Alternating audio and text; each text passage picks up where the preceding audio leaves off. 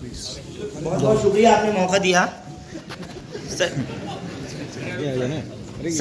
12:40 पर conference start हुई थी और लगभग 2:36 तक प्रेजेंटेशन चली।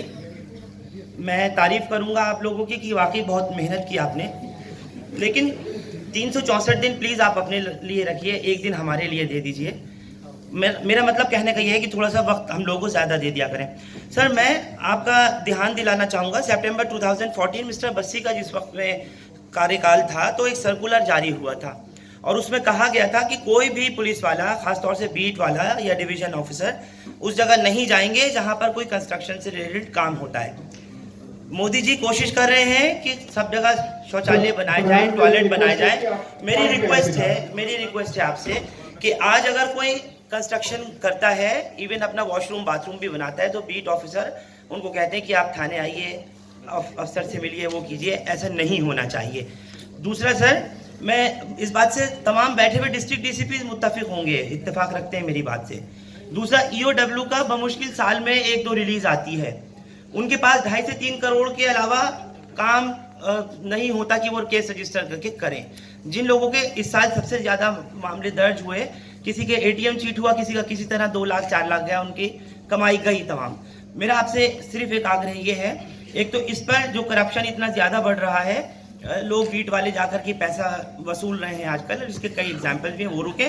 और दूसरा, ये ईओडब्ल्यू का जो मैटर है, जो साइलेंट पड़ी रहती है, इतना दलबल है ईओडब्ल्यू का, उसमें काइंडली ये मैटर्स भी दिए जाया करें जो कि 1 लाख 2 लाख 5 लाख 10 लाख की चोरी का होता है, जिसको ये लोग कहते हैं कि कुछ है ही नहीं। प्लीज।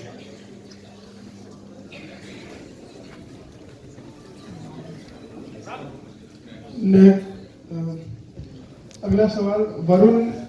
सर, मुझे जवाब तो दे दीजिए।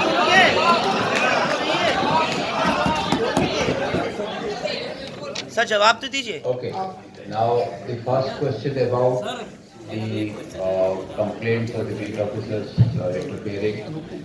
जो आप 2014 का जो आप नोटिफिकेशन या सर्कुलर की बात कर रहे हैं, that is still in vogue. It is very clear that the police should not interfere in unauthorized construction. But इसमें एक चीज हमको पुलिस को जो mandated है कि if they come to note of any unauthorized construction, they have to inform the concerned landowning agency. So that part has to be done, and it is being done. And as and when there is any complaint that any police officer has done anything with ulterior motives, we do take action in a big way. So that part needs to be clarified in this session. And the second one about the EOW. EOW में किस type के cases जाएंगे, that has been clarified in the form of a standing order. So we are sticking to that. And apart from the EOW, हर डिस्ट्रिक्टों में भी economic offences को investigate करने के लिए ट्रेनिंग दी जा रही है अफसरान को। So EOW cannot be the only place where all the economic offences that are taking place in Delhi can be investigated. So we have to decentralize. So that is what is being done. So we will make sure that the lesser economic offences, lesser in terms of the money involved, so they will be investigated by the district units, district के जो economic offences investigation units. And उसपे जो strategic training की जरूरत है, that is being given. As far as sharing information in terms of press release is concerned, economic offences has been doing it from time to time. We will, depending on the situation, we share things with the media because it has got certain implications. It's not like any crime getting detected by criminals when criminals are arrested. But you can keep that in mind in times to come. Varun Jain, ABP news.